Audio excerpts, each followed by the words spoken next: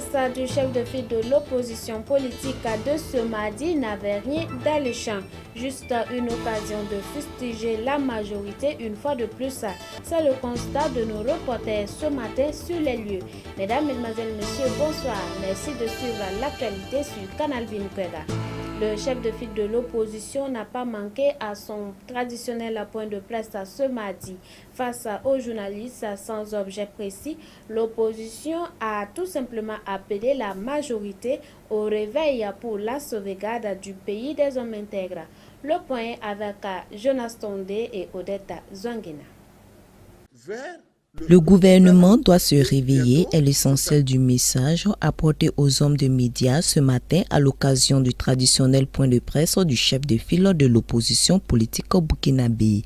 Le présidium s'est félicité de la tenue de la marche meeting ainsi que de la grève générale du 29 novembre 2018, sans toutefois manquer de dénoncer les propos de la majorité tendant à accuser des tiers quant à la dégradation du climat social. Monsieur Clément Pegrouende Sawadougou, signataire de la fameuse déclaration, connaît donc ceux qui nous attaquent, qu'ils dévoilent donc leur identité, preuve à l'appui, et que les personnes soient mises hors d'état de nuire. Cette déclaration est aussi irresponsable que puérile, en ce sens qu'elle assimile les actions de la veille citoyenne à de la déstabilisation du Burkina Faso.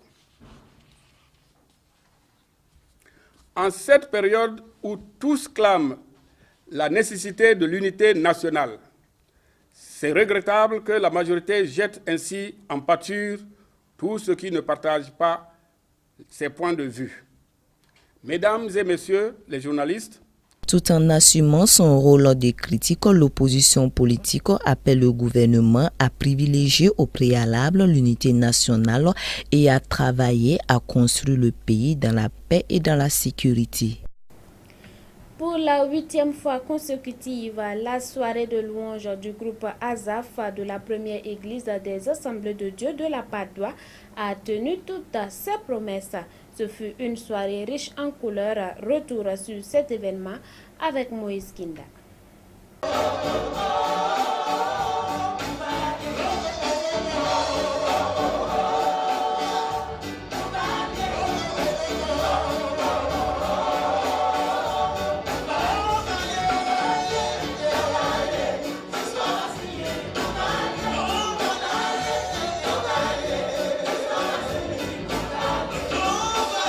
Ce groupe est né de la volonté du premier responsable de la première église des Assemblées de Dieu de la Padoue qui vise à avoir des adorateurs qui adorent le Père en esprit et en vérité. Et pour la 8e fois consécutive, le groupe Azaf a maintenu son public venu massivement à cette soirée dans un moment d'adoration et de louange, avec au programme plusieurs titres de leur propre composition et d'autres interprétés.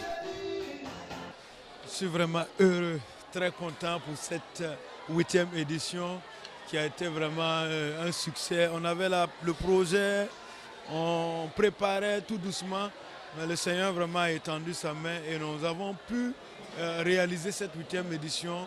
Et c'était vraiment formidable et nous rendons grâce à Dieu pour ça. Pour cette 8e édition de la soirée de louange du groupe Azaf, plusieurs innovations ont été constatées. Actuellement, le groupe Azaf est dans un projet de produire son premier album que bientôt sera sur la place du marché. Et j'espère que les gens pourront savourer cela étant chez eux, dans leur bureau, dans leur voiture. À part ce projet, il y a encore d'autres projets qui nous trottent dans la tête.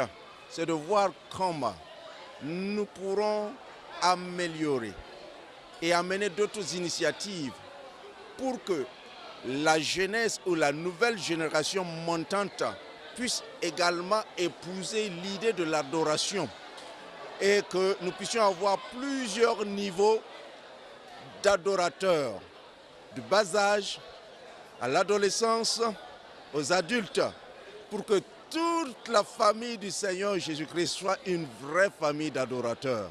Et c'est un sujet de fierté, d'action de grâce et de remerciement à Dieu de voir que le groupe avance petit à petit, mais sûrement. Ça fait notre 8e édition.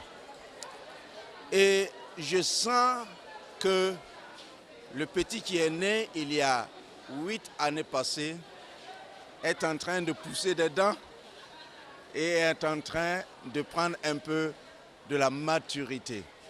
Et ce soir, je me réjouis parce que chaque année, je découvre qu'il y a encore quelque chose de nouveau qui se passe dans la simplicité et surtout dans la puissance de l'adoration de notre Dieu. Et ce soir, je me réjouis énormément de ce que nous avons vécu. Et ma prière est que Dieu bénisse toute l'Assemblée. Quant à la marraine de la soirée, elle invite la jeunesse à se donner, car le besoin pourrait venir après, mais la force ne sera plus. J'invite tous ceux-là qui sont encore réticents, qui se réservent à se donner entièrement à l'œuvre de Dieu, de le faire. Si on ne le fait pas maintenant, ça sera trop tard.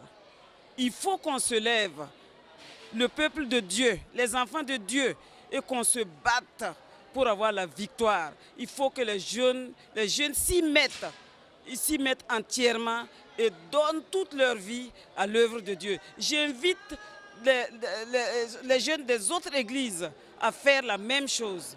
Je les encourage à se donner entièrement à l'œuvre de Dieu. Rendez-vous est pris pour la 9e édition en 2019.